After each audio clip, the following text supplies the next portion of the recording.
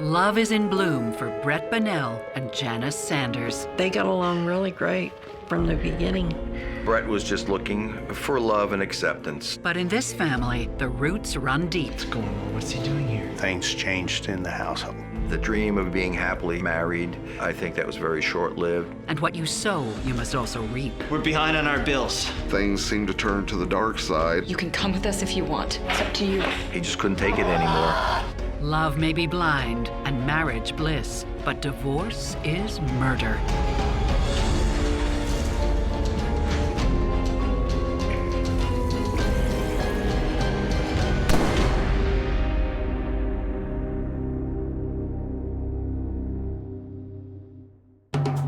While most people drive for miles to see the modern architecture of Columbus in southern Indiana, Brett Bonnell prefers the green spaces.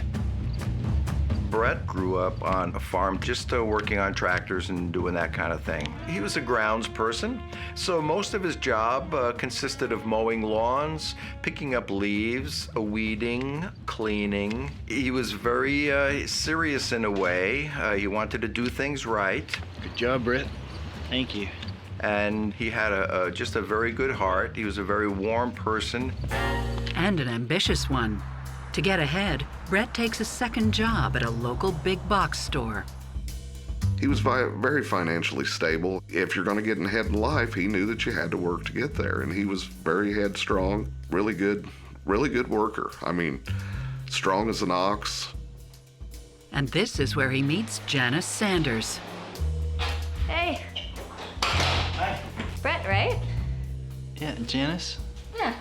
She was always kind-hearted and very loving, very caring. You want one? Sure. Yeah, go ahead. It's plenty in the front. She did have an outgoing personality, friendly and would carry on, had a good outlook in life and everything. He was socially awkward. He was kind of shy and bashful, never really paid any attention to the women, so he really never dated anybody. Aren't you gonna try it? Of course. Well, if you want some more, you know where to find me. Okay. It doesn't take long for sparks to literally start flying. She was selling meat or selling the cookers as she threw out the coals, and somehow there was a fire in the trash can and they was fighting the fire. Oh no, oh no, oh no, oh no. Oh.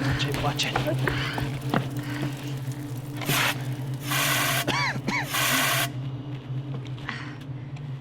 Oh. Oh, thanks. Hope those were the samples, because they were so terrible. They got along really great from the beginning. She thought he was really a good-hearted man. I think Brett was just looking for love and acceptance. You know, the simple pleasures, that we all want. But there is more to Janice than Brett knows. Janice has a daughter, Mary, from a previous marriage. She just couldn't make it work with her ex-husband, Charlie. Calm down. He didn't like her coming up to see me with Mary. He controlled her time. That's it. I've had it. Mary, come on, we're going. She thought she could just do better on her own and wanted to move on with her life. Lucky for Janice, Brett loves kids. He truly loved that young girl.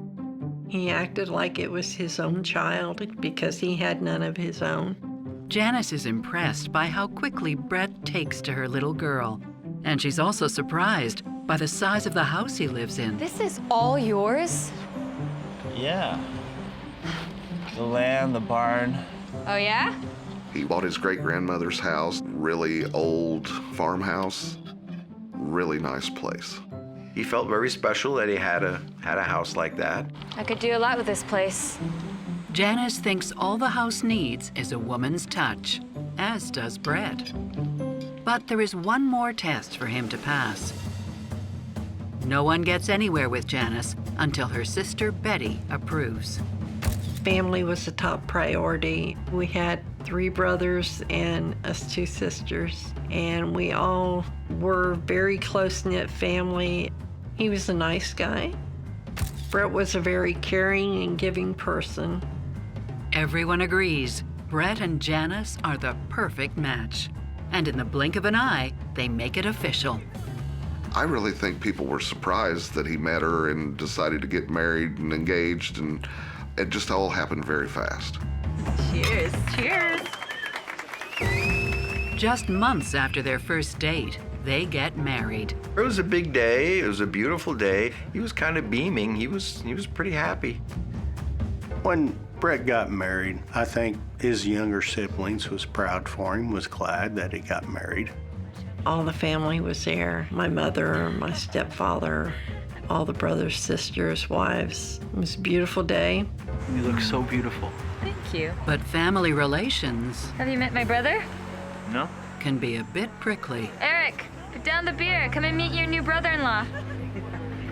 Yeah, take it easy, I'm coming. Meet Brett. I hope you know what you're getting yourself into. Nothing can darken Brett's day. Anyways, cheers to us. He was very happy because he found love, and Janice seemed happy too. It was their day. Once settled in, Janice decides to become a full-time homemaker. She did quit her job after they got married. She'd get up every morning, fix Brett's lunch for him to take to work. Looks delicious. Go wash your hands. He enjoyed the so-called new married life thing. She always had dinner fixed on time. That looks so good. She enjoyed cooking. So healthy. Go wash your hands. And dinner's not the only thing Janice takes care of. She would come to pick up his check every 2 weeks. Hey! And I do believe from what he said that she gave him an allowance. So, do you have your check for me? Sure thing. Great. And she pretty much ran the household, ran the finances. Can you leave me a few bucks? Oh, sure. Thank you. Have a good one. Felt natural, felt very natural to him. I think Brett was fine with it. But things don't stay fine. Not long after they're married, Brett finds an unexpected guest in his home. Smells like my favorite. He just needs a place to stay for a bit. What's going on? What's he doing here? Brett, he's Mary's father. He's like family to me. And Brett knows how important family is to Janice. Is everything okay? Yes. Owen? Oh, thanks. Brett, being as kind-hearted as he was, decided to let him move in there with them for a while so he could get back on his feet. Brett would give you the shirt off his back. I don't really think it was a good decision for him to let him move in. Psychotherapist Stacy Kaiser and forensic psychologist Brian Russell agree with Betty. Janice inviting Charlie to come live under the same roof with her and Brett is insane. There's no way in the world from a relationship standpoint that dynamic is going to work. I think it's puzzling that Brett agreed to this living situation. It makes me wonder if he feels like he has to placate Janice or give in to her in order to keep her. I think Brett's acquiescence to Charlie coming and living with them is evidence of Brett's lack of maturity and lack of experience in relationships. And I think that Janice is taking advantage of that. Janice is pretty much running the show and the household. She's taking care of all of the finances. She makes all of the decisions in the house. And while I actually don't think it's a problem if it works for the couple, it does worry me that at some point that Brett could feel emasculated or resentful. It could destroy their relationship. Shortly after their wedding, Brett and Janice's love nest is a little too crowded. It put a lot of stress on things. Hey. They had no privacy with the ex-husband being there. Go get him, Tiger. Lily?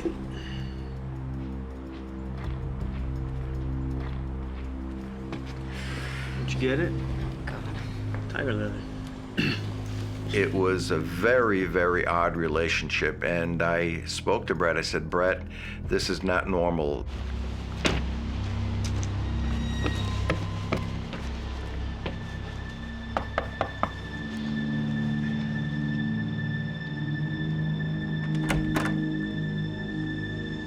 Can I help you? What the hell is he doing here? He's staying with us for a while. Brett, how could you put up with this? Dad, let me explain. Okay, he's not staying here for a long time. This is just crazy. Either you throw him out or I will. Brett, don't let him push you around like that. You said he could stay.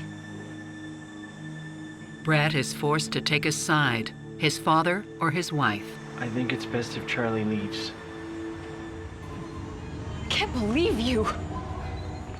And he chooses his father. I don't imagine she was very happy about it. It's a decision that effectively ends the honeymoon, and a whole lot more. You could tell look in his eyes, he's changed. Kind of threw things for a loop.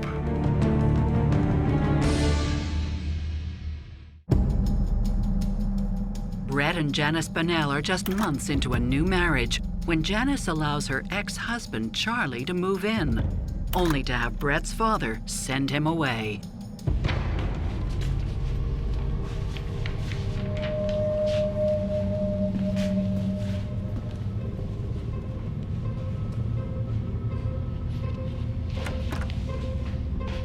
Brett was a lot happier that his dad kicked out the ex-husband, but it kind of threw things for a loop. From now on, you're sleeping on the couch.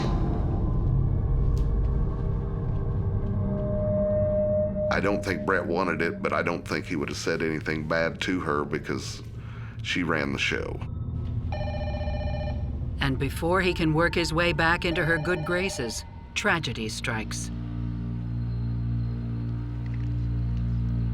Our father passed away from prostate cancer and heart problems, and 5 weeks later, our mother passed away.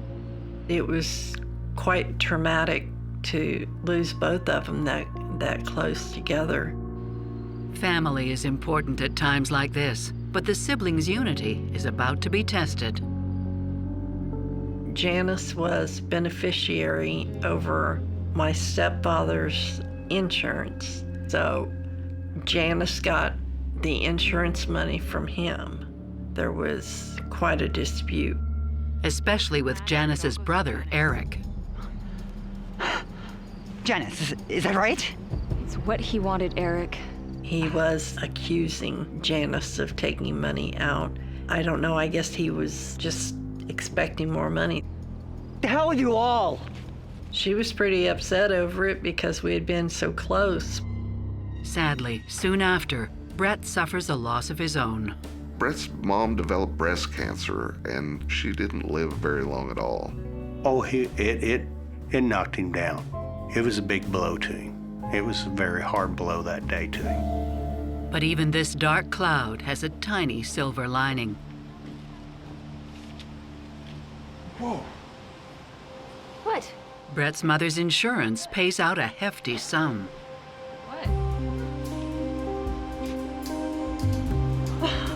This is great.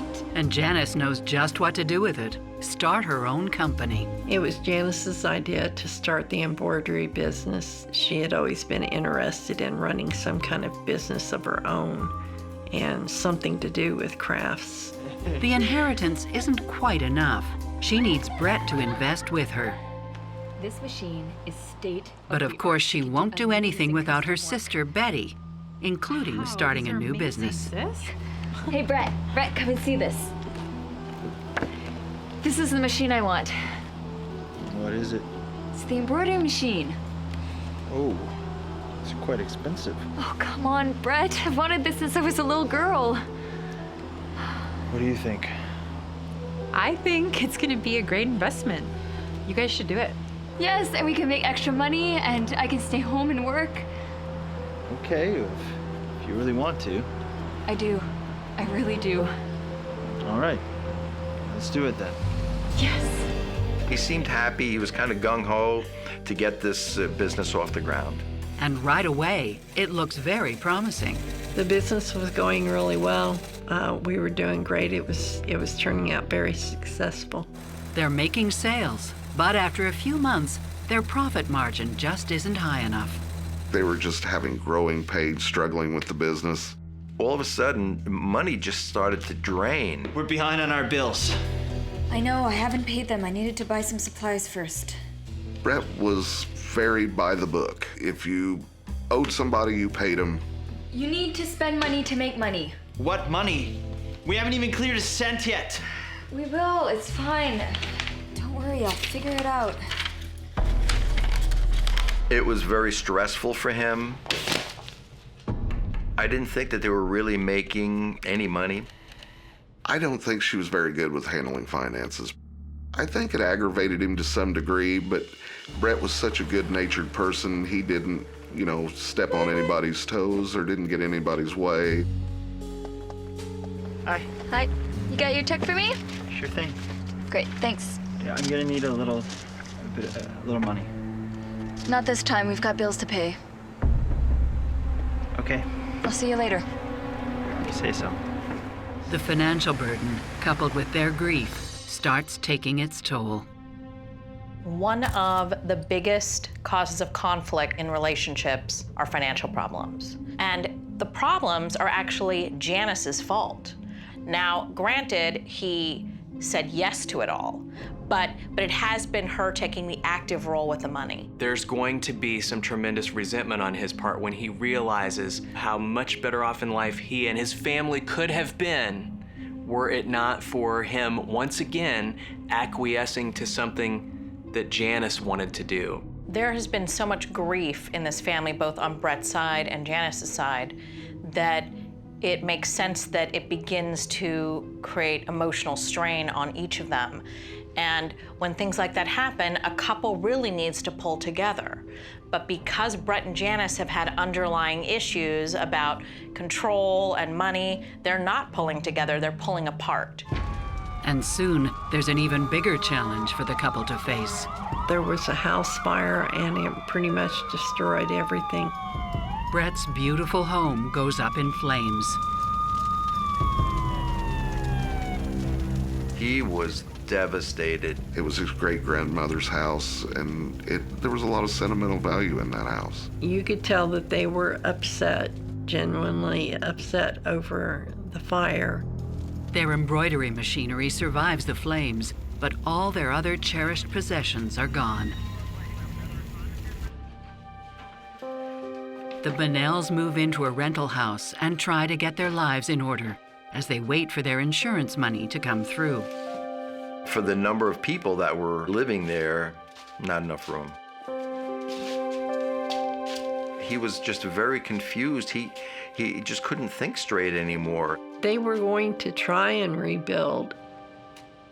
But unfortunately, that's not going to happen anytime soon. Have you thought about divorce? That really started to have Brett go into a tailspin. We started questioning and what in the world's going on down there.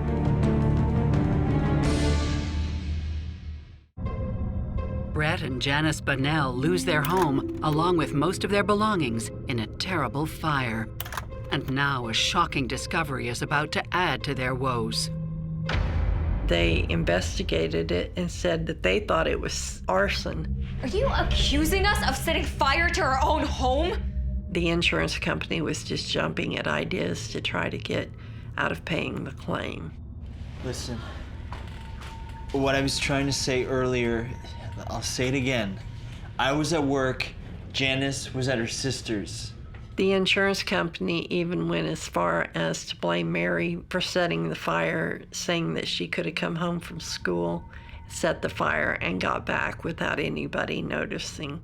Meanwhile, Janice and Brett have their own list of suspects. You know who I would be talking to? Is her ex.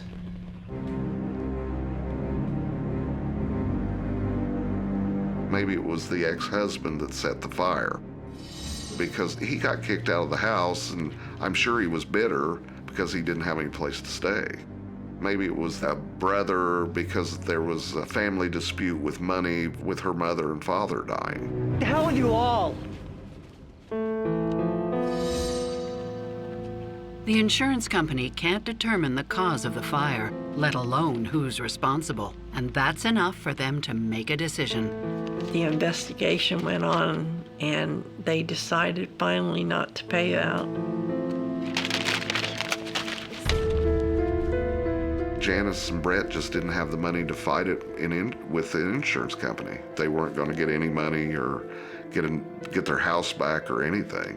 So they were just kind of out there in left field and didn't know where to go or what to do. Brett never really vocalized his anger, but he would talk to them and he would just be exasperated. And just as they deal with this shocking blow, there's another. The trailer with all the embroidery equipment was torched, was set ablaze. Who's out to get us? We really thought at first it was just an old house, old wiring problem that caused the fire. And then when the garage burned down, then we started questioning and what in the world's going on down there, and it was really strange. It was all very unusual. There was some graffiti sprayed on the trailer with some bad language, insinuating that it was Janice's brother that may have done this. And all of a sudden, everything started to collapse around him. As their lives start to unravel, so does Brett. We noticed things. He used to stare a lot at things, and he used to do a lot of counting and a lot of obsessive compulsive things, where he would plant like a couple of hundred flowers all in rows, and then he would go back and he would count each individual one. It appears the stress is taking a physical toll on Brett, too.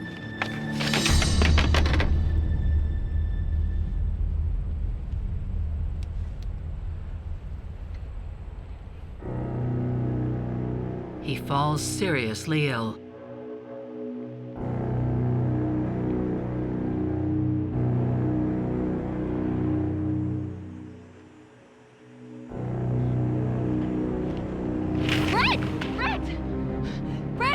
Brett, are you okay? Brett, help! Help! Brett, breathe, wake up! Help! Brett, wake up! Wake up! Wake up! Brett is rushed to the hospital. The prognosis isn't good.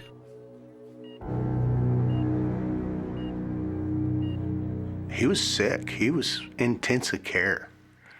And, you could tell he was holding on for dear life. It very well could have been a stress-related illness because of all the things that had happened to him within the last short time frame. Doctors couldn't figure out what was wrong with him. A full week passes, and miraculously, Brett makes a full recovery. Back at home, Janice isn't doing that well either.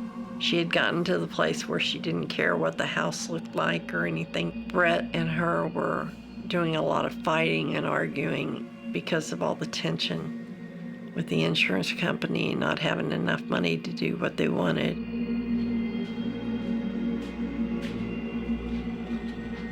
Janice, it'd be great if you could just pull your weight around here and do a little bit of cleaning. Why don't you just lay off her?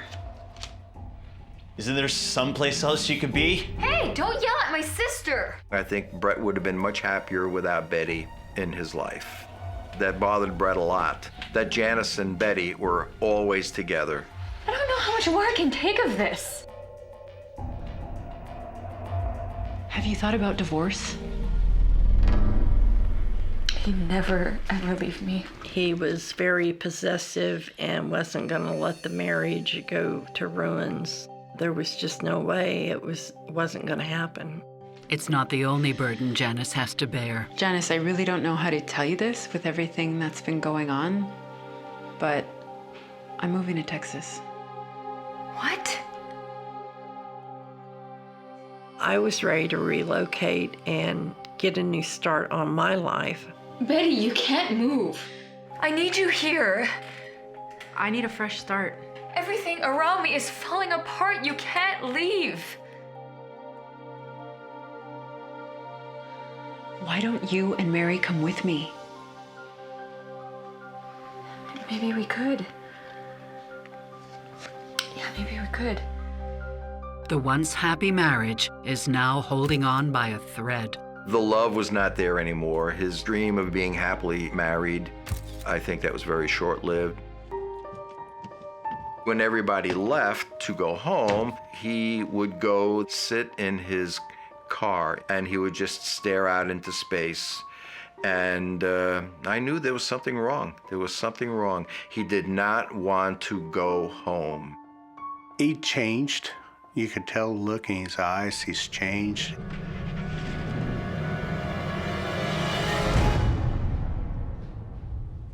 What's going on? I want to start anew. I want to move to Texas, near Betty. Brett did not want to leave. His family was here in Columbus. He had his job here in Columbus. He didn't have a place to live anymore and had a lot of financial debt, but, you know, his family and his friends were here. We don't need to do everything Betty does. Well, I've decided.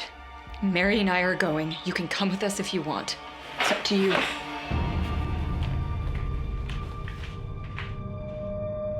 Janice says from the beginning of time that family is her #1 priority. Clearly, marriage doesn't qualify as family for her. And what we're seeing here is that she's putting her sister over the marriage. And when you do that, it causes a rift in the marriage and could end the marriage. Throughout this entire marriage, Janice has done nothing but say to Brett, you are as important to me as you are useful. So as long as you're doing something for me, I'm happy with you. But if you're not gonna be doing things for me, then I'm gonna up and leave and you can stay here. When it comes to the point where Janice is saying, move to Texas with me or don't, it makes me wonder why he isn't finally wanting to assert himself and say, for once in my life, I'm gonna do something for myself. I'm gonna do something that makes me happy. After serious consideration, Brett makes up his mind. You're welcome. Here, Texas is the nicest time of year. He did not want to leave Columbus. Let's get packing. Really? But he did not want to do life without Janice. Even though life with Janice might be more trouble than it's worth. We could see nothing good coming out of this move. Nothing. I wish I'd have known what was going to happen, and I wish I could have seen the future. Brett and Janice Bunnell decide to follow Janice's sister Betty to Texas after a slew of tragedies threaten to destroy their marriage. They're hoping it's the perfect place to begin again. Seadrift, Texas is a small fishing community. It has less than 1,300 people. Everybody knows everyone, and it's just a real close community. Hurry up, sweetie, we're leaving soon. Right away, life improves for the Bunnell family. Honey? Honey, I found it. I found it. The store. They liked where we had settled. It gave us all a fresh start. We were excited about the move. Okay, you two, we're heading to the beach. We'll be back later. All right, have fun. Bye. Bye. Brett even finds a job that lets him feel like a farmer again. He was overjoyed. He said, I got a new job. I'm working for the city and I'm mowing lots. You know, they're letting me kind of be out on my own, you know, and it was like the perfect job for Brett. And with things going so well, Janice decides to take another stab at her dream, too. I really want to do the embroidery business right this time. I want a store.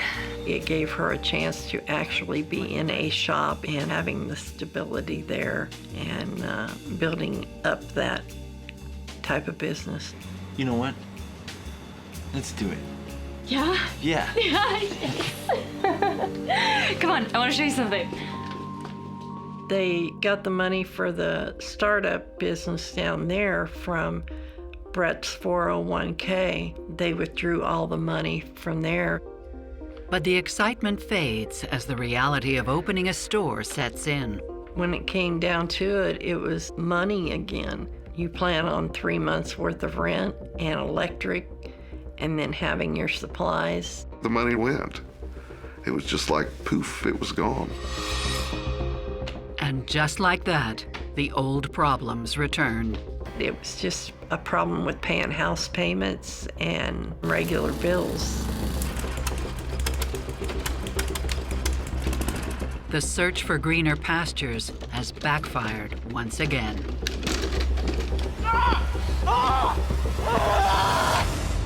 He was at the end of his rope and just starting to lose it. And I think he was just so emotionally upset that he just couldn't take it anymore. He would let everything pile up. Yeah, everything just piled up and he'd just go nuts. I'm not at all surprised that Brett and Janice's problems followed them to Seadrift, Texas. So a change of location might provide a lift for a little while, but ultimately you bring yourself with you and your relationship problems if you haven't resolved them. Once again, just like before, they went back into an ill-advised business that they did not have the capital to lose to invest in and try something like that, especially after they had failed at it once before. It's just hard to know where that's gonna go. It's never enough. The fighting gets worse. I have to tell you! The fighting would bother me, and it being around Mary all the time. We need more money if we want to open on time! Yeah, where from? You've sucked me dry. We have no money. Betty, back me up here! Betty's not as available as she used to be. I'm not getting in the middle of this anymore. She has a new man in her life. Come on, let's get out of here. Betty, look what you did. Betty. Betty may leave the house and the couple's arguments behind, but she can't escape being drawn back into the drama. It was about midnight, the phone rang. Hello? Janice was on the other end. Whoa, whoa, whoa, whoa. Okay, I'll be right there. No, go back to sleep. It was just another fight. But this time, it's not.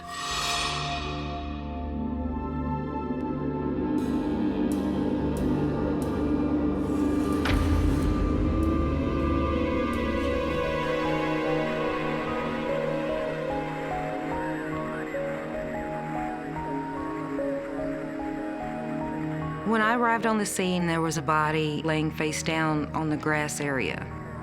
One tire was flat. It appeared they might have been trying to change their tire and got hit by a vehicle. It has all the signs of a classic hit and run.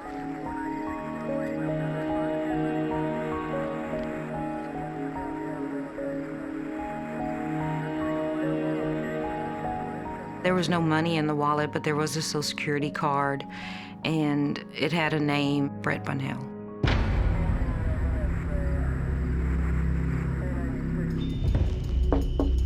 Investigator Todd breaks the news to Janice. Mrs. Bonnell. It turns out she's already expecting the worst. No, I knew. When I told Janice that it was her husband that we found deceased on the side of the road, her eyes were watery. Janice said that she fell asleep after the movie, and when she woke up at 6:30 that morning, she realized that Brett hadn't come home. Word of his tragic death makes it back to his hometown. They were shocked that something like this would have happened to Brett. I was devastated. I knew this man, I spent time with this man. I had somewhat of a bond with him, even though I was his boss. I loved the man for who he was. As friends and family mourn, the Calhoun County Sheriff's Office digs into the investigation. In the light of day, everything looks different.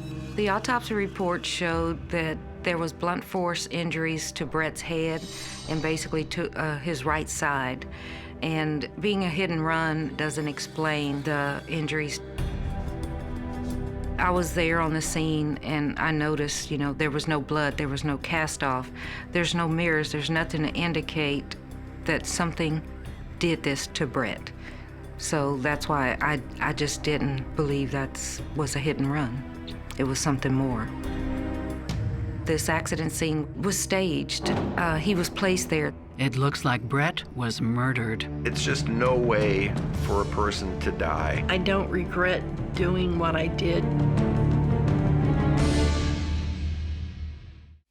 Brett Bonnell's tragic death on the side of the road doesn't look like an accident for long.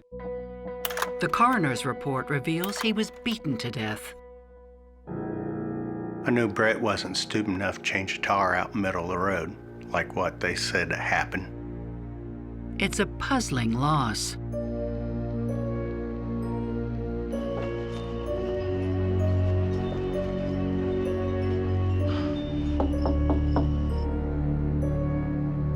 The investigation started seriously focusing as a homicide about 3 weeks to 4 weeks after we found Brett's body. Naturally, police speak with Janice first. Do you know anyone who'd want to harm your husband? No. Everyone loved Brett. What kind of question is that?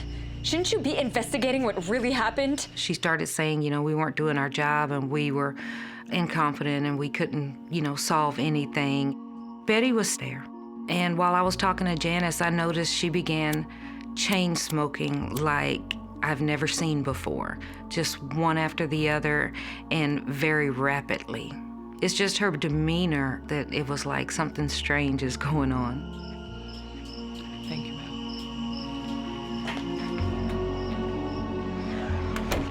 Days later, an anonymous phone call adds to the intrigue.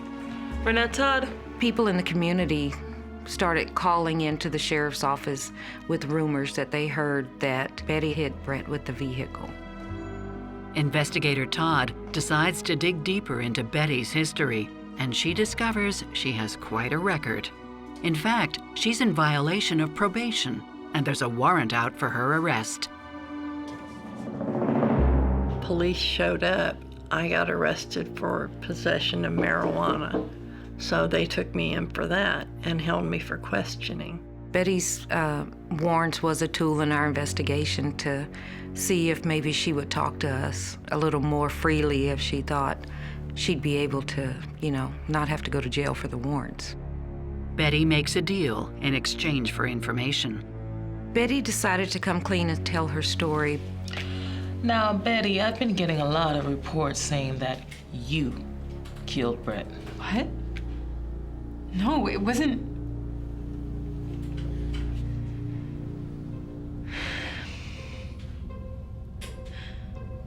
I'll tell you everything. I had decided right then and there and told him what I had done and why I had done what I did. Janice called me in the middle of the night. Hello?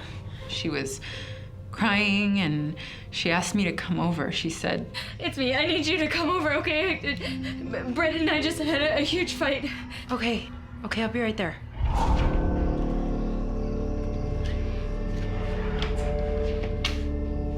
Janice?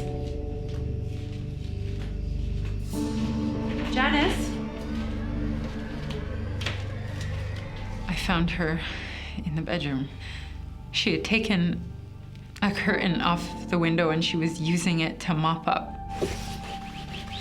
Janice? Shh, Betty, come on. Come on, you're gonna wake up Mary, come on. Come on, What's going on with that? You have to help me. There was blood everywhere. And Brett, he was lying on the bed. I went to feel for a pulse, but he was already dead. Oh my God! He's dead! He's dead, Janice! I couldn't take it anymore.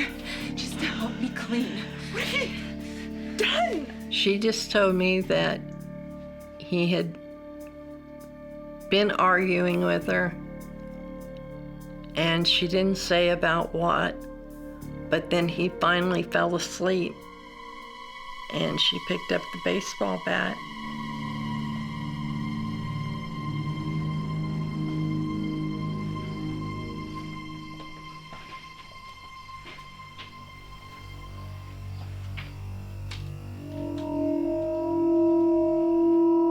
And struck him in the skull with it while he was asleep.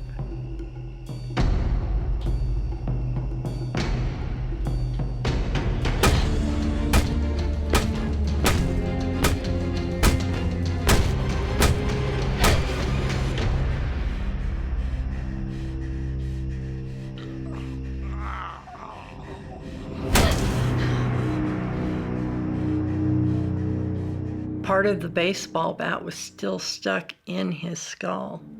It had broke off. That's how hard she hit him.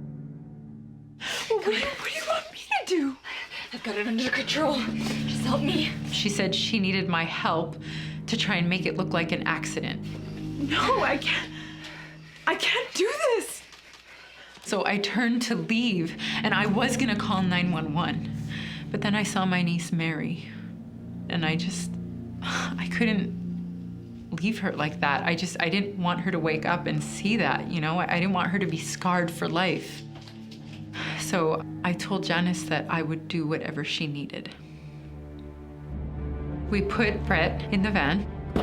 She drove Brett's car and I followed. We took him out. Okay, I got him.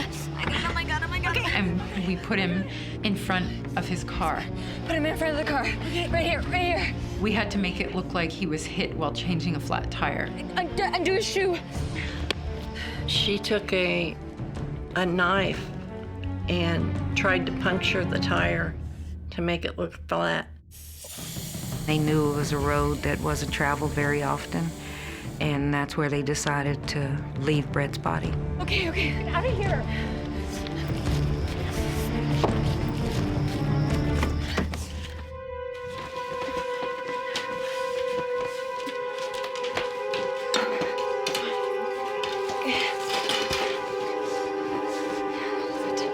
Then we cleaned everything else up. What about this? She did it. She killed him. She murdered him, not me. I don't know where all these rumors are coming from, but it wasn't me. It was her. On June 28, 2008, 2 months after his death, Janice is arrested and charged with the murder of her husband, Brett Bonnell. At first, she denies everything. I had nothing to do with it. Until she is confronted with the evidence. They found blood spatter in the house that hadn't been cleaned up all the way. It was her. And her sister's own words against her. Betty, I'm gonna need you to sign this, please. I didn't trust her. I didn't know what she was going to do next, what she was capable of. She was going to get away with it. I snapped. You have no idea what it was like for me in that house. Police believe Janice had been plotting this for days. And so does Betty. It's like she had all this planned out, like she knew what she wanted to do. Janice got hold of the murder weapon days before. Janice got the baseball bat from Betty. She told Betty she needed it. And the motive seems pretty clear. Janice had already called where Brett worked, asking about the insurance payout, within just a couple of days of Brett being deceased.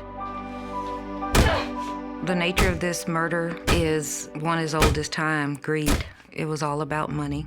She wanted Brett out the way, and she knew he had, a small life insurance at work, and that's what she was gonna do. Some believe Janice may have set up her sister as well. It is a possibility that Janice could have started those rumors that Betty hit Brett with the vehicle. Cheers. You would think sisters would be real close and tight, but they both turned on each other pretty quick.